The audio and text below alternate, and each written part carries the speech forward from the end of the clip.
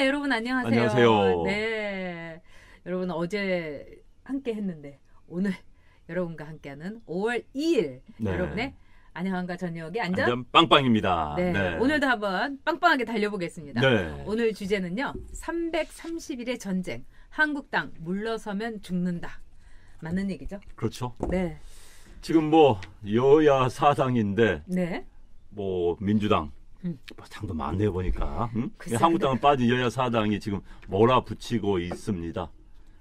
전쟁터가 돼버렸어요. 어찌됐든 네. 이간에 전쟁에서는 물러서면 죽는 것이죠. 그렇죠. 전쟁이 뭐 휴전할 상황도 아니고요. 이건 특히 선거법이 개입돼 있기 때문에 선거법은 게임의 룰을 만드는데 당사자를 빼고 하는 거 아닙니까? 쉽게 말해서 월드컵 열렸는데 뭐 영국 빼고 브라질 빼고 자기들끼리 룰 만드는 거 아니에요. 그렇죠. 그런 격인데 여기서 물러서면 안 되는 것이죠. 그래서 물러설 수 없는데 참 격려를 해야 됩니다. 잘하기를 네. 바라는 또 박수를 쳐줘야 되는데 앞으로 좀 걱정은 돼요. 여건이 굉장히 열악합니다. 지금 상황이. 일단 네. 이제 패스트 트랙이 이제 상정이 됐기 때문에 네. 이게 어떻게 보면은 그냥 레일 위에 올라간 거다 이렇게 볼 수가 있거든요. 그렇죠. 네. 그래서 자유한국당으로서는 지금 뭐 장애 집회라든가 뭐 여러 가지 광화문에서도 하고 있고 또 제2의 천막 당사 뭐 네. 여러 가지를 하고 있는데 제가 보기에는 가장 중요한 거는 많은 보수 지지층을 결집할 수 있는 한국당만의 논리의 개발이라고 생각해요. 그렇지요. 네. 지금 일단은 단순한 논리의 개발이 필요합니다. 맞습니다. 벌써 뭐 이제 선거법에 대해서도 이렇게 공격이 들어와요. 아니 선거법 니네가 불리하니까 그런 거 아니야? 네, 네. 불리하다고 반대하면 막 어떻게 하겠다는 거야? 라는 데 대한 논리를 만들어야 되는 거고 공수처법도 마찬가지입니다. 너네가 죄 지은 거 잡아들이려고 하니까 말이야. 너네 반대하는 거 아니야? 이것도 아니에요. 아닌데 이거에 대한 명확한 논리를 만들어서 그것이 왜 독재에 악용될 수 있는가라는 데에 대한 명확한 이론을 만들어서 국민을 설득해 나가야 되는 겁니다. 네. 또 하나는 이제 딜레마가 선거가 얼마 남지 않았습니다. 선거가 남지 않았다면 계속 끝까지 그걸로 몰고 갈 수가 있어요. 그러나 선거는 결국은 중원을 누가 장악하는 자가 승리할 수밖에 없는 겁니다. 지지자들만 가지고는 정치할 수는 없는 거예요. 그럼요. 지지자 30% 40%만 가지고는 정치 못합니다. 결국은 중간에 있는 사람들 이분들을 끌고 와야 되는데 그럼 그게 어떤 식의 전략을 짜는 게 유리할 것인가? 앞으로 330일 내년 선거까지 이제 한 1년 남았는데 1년 동안 그 틀에서 나가야 되는 겁니다.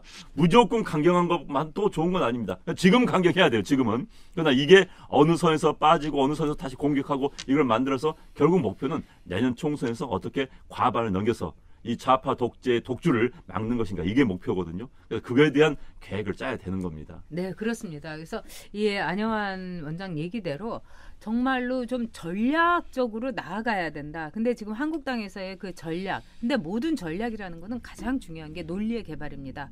즉 좌빨들이 잘하는 게 그거거든요. 그리고 이 베트남에서 어떻게 해서 월맹이 승리했는가? 이건 정치 장교들의 이른바 세뇌 작업. 뭐 북한식으로 왜 이 좌빨들이 많이 하는 교화 작업, 뭐 의식화 작업 이걸 통해 가지고 월맹이 승리를 할 수 있었던 겁니다. 저는 한 예를 들면 공수처법에 많은 분들이 뭐 니들 똑같은 국회의원들 뭐 너희들 국회의원은 공수처에서 빠졌잖아 이럽니다. 그럼 그 점을 저는 찝어야 된다고 생각합니다. 자, 공수처법에서 국회의원을 뺀 이 법을 밀어 제치려는 것은 이 민주당의 음모다. 얘네들 하도 캥기는 거 많고 지금 법을 무시하고 자기네들이 불법을 너무 많이 저지르기 때문에 민주당이 공수처에서 국회의원들 빼면서 봐준 척하면서 그러니까 억울하게 자유한국당은 도매금에 넘어가는 겁니다. 그렇기 때문에 공수처에서 민주당 의원들이 자기네들 뺀 이게 얼마나 우스운 법인가 이런 거를 막 얘기하면서 공격을 해야 됩니다. 저는 가장 중요한 거는 최선의 방어는 공격입니다. 그런 점에서 자유한국당이 지금 공격 모드를 하는데 그 공격에 있어서 보통 사람들이 정말 생업에 열중하시는 우리 국민 여러분들이 알아듣기 쉽게 아주 작은 예, 그렇지만 그 예가 딱 하면 딱 박히는 이런 거를 많이 개발을 해가지고 저는 공격적으로 편성해야 된다 이렇게 생각을 합니다. 그리고요 이제 뭐 공수법 이야기를 해주셨는데 공수처법, 선거법도 마찬가지입니다. 네. 이 법은 정의당에 의한 정의당을 위한 정의당의 선거법입니다. 네. 정의당만 크게 덕을 보는 그런 구조가 그렇습니다. 돼 있는 거예요. 민주당 거기 사실 끌려간 겁니다.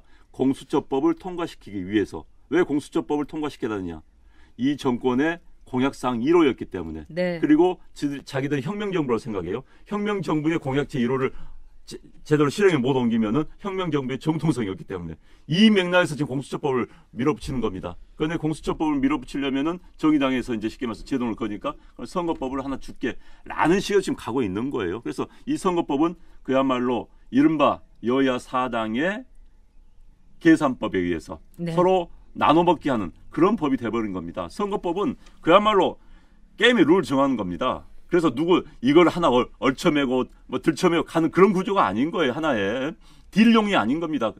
정말 누구가 보더라도 공정하게 또 거기에 들어와서 불만이 없이 할 수 있는 룰을 만드는 건데 정의당에서 반대할까 봐서 공수처법 위에서 하나 얹혀가서 한다? 이건 아니거든요.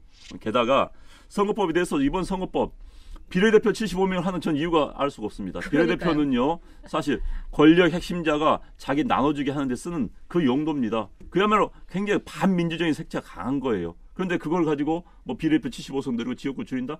이런 문제를 국민들한테 설득을 해 나가면은 국민들이 특히 여기서 말하는 국민들은 중간층에 있는 네. 국민들을 말하는 겁니다. 지지자들은 모여가지고 맨날 소리치면 다 좋아요. 박수 치는 거예요. 그러나 중간층에 있는 국민들을 끌고 가야만이 선거에 이기기 때문에 그 전략을 정확히 치밀하게 짜야 된다 이 말씀인 거죠.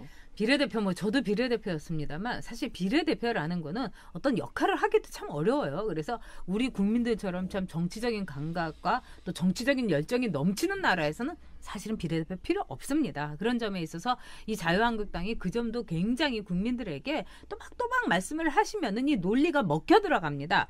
그다음에 이번에 이 공수처법이라는 거는 한마디로 자기네들이 이해찬이 말대로 100년 정권을 위해서 만든 겁니다. 이 공수처라는 거요. 대통령이 제 잡아넣어 이러면은 옛날에 정말 조선 왕조 시대처럼 어명을 받은 게 싸웁니다 하는 그 바로 잡아넣기 어명법. 이게 바로 공수처법인 겁니다. 그러니까 이런 점들을 하나하나 논리화해가지고 국민들에게 밝혀야 됩니다. 또 지금 중요한 거는요. 아까 우리 안영환 원장도 얘기했지만 정의당이 이거는 완전히 짜고 치는 고스톱이고 최대의 수혜자입니다. 근데 여러분 바른미래당 보세요. 아니 김관영이가 바른미래당은요. 이게 이렇게 되면은 존재 의미가 없어져요. 근데 김관영하고 그다음에 이찬열하고 손학규하고 왜 저럴까? 이건 위장 취업당이기 때문에 그렇습니다. 그래서 김관영이나 손학규라든가 이찬열이가 앞으로 어디로 갈지 어디 가서 공천 받을지 여러분 보십시오. 이거 위장 취업단입니다. 그러니까는 원래 좌빨들이 옛날에 공장에 위장 취업 많이 했어요. 그러니까 해보던 솜씨로 하는 겁니다. 그래서 이 김관영이라는 사람이 눈물에 찔찔 짜면서 그렁그렁 눈물 그거 써주는 기사나 또 거기서 찔찔이 눈물 짜는 놈이나 제가 보기에는 국민이 반드시 심판해야 됩니다. 그리고 그들이 어디를 가는지 봐야 됩니다. 이제 공수처법이 악용의 소지가 네. 있는 게요. 이제 일단 네. 기소는 뭐 청와대 대통령 측근도 기소권을 없애고 네. 또 국회의원도 뭐 기소권이 공수처에 주어진 건 아닌데 판사, 검사, 경부관급 이상 고위 경찰에게 대한 수사의 결과 기소권을 주는 것으로 했습니다. 그런데 네. 문제는요. 자, 판사들 마음에 안 드는 판사들 기소해버린다. 겁나는 겁니다. 그렇죠. 마음에 안 드는 검사들 기소해버린다. 겁나는 거예요. 결국 현재 권력이 사법부의 권력이 막강한 상황 아닙니까? 왜? 대한민국 정치의 사법화가 되고 있기 때문에 정치권에서 문제 해결 안 되면 지금 뭐 이번 국회에서 파동 나니까 몽땅 고발을 하는 거 아닙니까? 그럼 이제 거기서 이제 판사가 땅땅 때리면 국회의원 직도 나갈 수가 있는 거예요. 그냥 그때 파리 목숨이죠. 그렇죠. 그때 판사들 마음에 안 드는 말 안 듣는 판사들 기소해버리는 이렇게 악용될 수도 있는 겁니다. 그리고요 공수처 같은 경우는 선진국에서 이런 거 없습니다. 동남아시아의 싱가포르 이런 몇 개 나라에 있는 거, 홍콩 이런 데 나라에 있는 거 이런 나라는 아주 조그만 나라들입니다. 그런 나라에 있는 걸 가지고 와서는 그걸 가지고 딴 나라에 있다고 하는 거 말이 안 되는 거예요. 말이 안 되고 그리고 공수처에 옥상옥을 만들어서 국민 세금도 아깝습니다. 검찰을 본인들이 정치에 이용하지 않고 놔두면 되는 겁니다. 본인들이 정치에 이용하려고 하니까 문제가 되는 거 아니에요. 그래놓고 거기다 이제 걔들이 안 돼. 문제 있으니까 그게 올려놓겠어. 하도 이게 논리가 말 안 되는 거예요. 이 검찰만큼 자기들이 정치로 악용한 그런 검찰이 어디 있습니까? 적폐청산인 이름하에 검찰들 정말 맹견으로 만들어가지고 내몬 그렇죠. 그 사람들이 다 자기들 아닙니까? 그래놓고 검찰이 영털이니까 검찰을 수사할 수 있는 기관을 만든다? 그건 말이 안 되는 거예요, 그건. 그리고 이 공수처법에 대해서는 한나라당에 굉장히 많은 검사 출신 의원들이 있습니다. 저는 이 의원들이 왜 진실을 얘기하지 않는지 또 이 법의 문제점에 대해서 왜 포효하지 않는지 도저히 이해할 수가 없어요. 사실 이 공수처법이라는 것은 검찰로 볼 때는 검찰도 이제는 진짜 맹견 정도가 아니라 애완견이 될 수밖에 없는 펫이 될 수밖에 없는 그런 법일 수도 있거든요. 그러니까 이 검찰 출신의 그 수많은 때로는 검사당이라는 말까지 들었던 이 자유한국당이 여기서는 절대로 물러서지 말고 맹견처럼 한번 싸워볼 필요가 있습니다. 그리고 이거는 승부를 내면은 이길 수 있는 그런 결함이 너무나 많고 우리 국민들에게 하나하나 설명을 하면은 세상에 나쁜 놈들 이렇게 할 수밖에 없는 내면에 그 속사정이 있는 겁니다. 그래서 여기에 대해서 자유한국당의 검사 출신들이 정말 왜 정말 사랑방대하고 뭐 당원들을 통해 갖고 자꾸 전파를 하고 그렇게 해야 되는 겁니다. 그리고 또 중요한 것은 이 공수처법뿐만 아니라 이번에 자유한국당이 공수처법하고도 크게 싸움을 벌여야 하지만 세 번째는 언론과의 싸움을 대대적으로 벌일 필요가 있습니다. 자, 지금 보면은요. 한국당이 국회에서 이제 패스트트랙 가지고 이렇게 투쟁을 하는데 모든 언론들이 싸우기만 하는 국회. 응? 그다음에 나경원이가 미쳤다 이런 말을 그냥 국회의 그 여당 의원이 한 거를 계속 틀어주는 거예요. 미치게 만든 게 누군 거예요? 막말로 솔직히 말해서. 그리고 최선을 다해서 저는 싸웠다 이렇게 생각합니다. 그래서 자유한국당의 그 야성의 부활에 대해서 저는 오히려 박수를 쳐주고 싶습니다. 그런데 언론들이요. 특히 좌파 패널, 좌빨 패널들이 완전히 나와가지고 짓이겼습니다. 자유한국당을. 그렇기 때문에 자유한국당에서도 대언론 정책을 굉장히 저는 세밀하고 촘촘하게 지금 전략적으로 세워야 된다고 봅니다.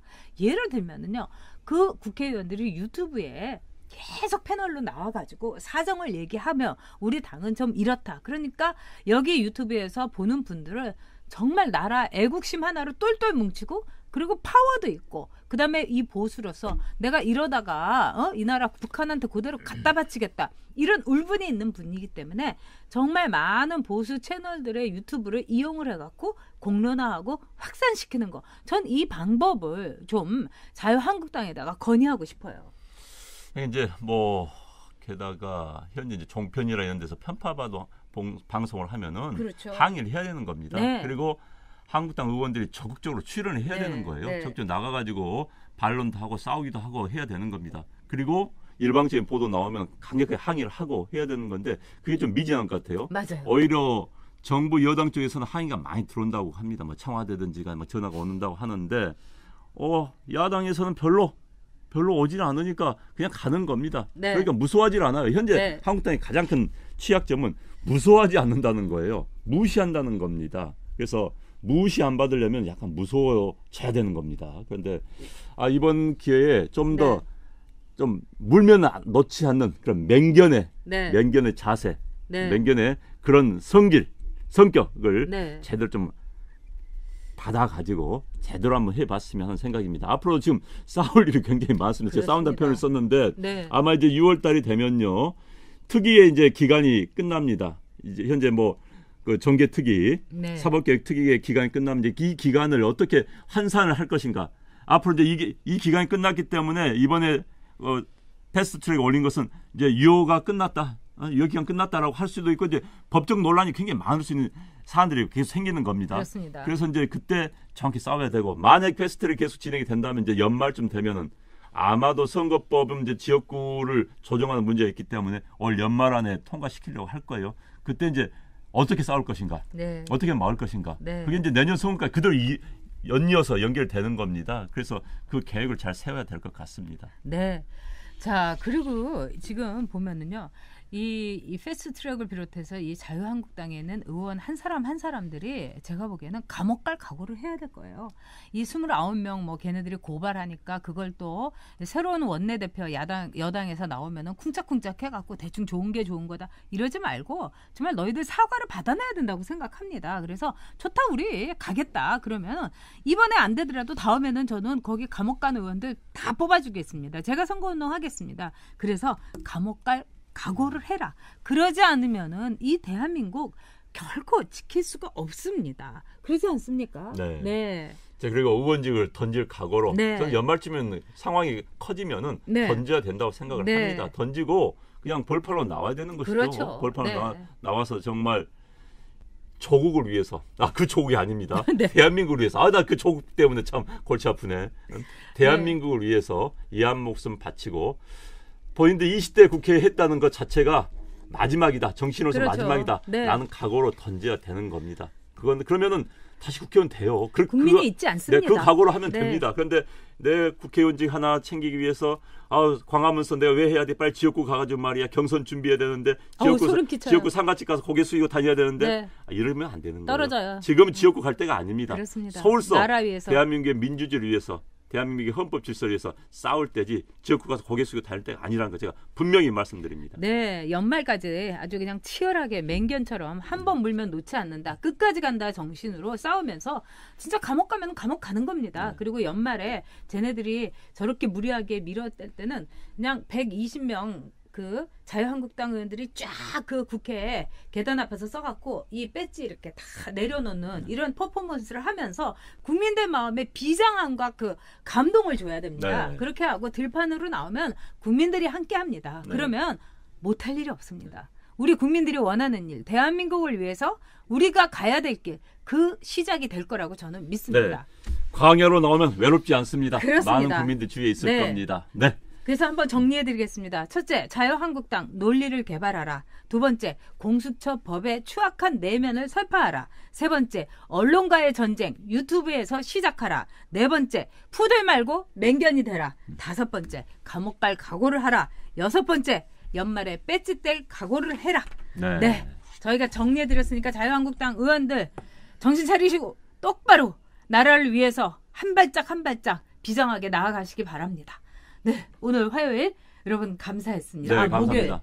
목요일. 오늘 목요일입니다. 네. 네, 어저께 쉬었더니. 네, 목요일. 네, 감사합니다. 자, 대한민국을 위해서 한국당 네. 물러서지 말고 그렇습니다. 앞장서서 싸워주기를 바라는 마음으로 오늘 네. 방송 이만 줄이도록 하겠습니다. 네, 대한민국 온 국민이 동지가 될 것입니다. 네, 네, 감사합니다. 감사합니다. 네, 고맙습니다.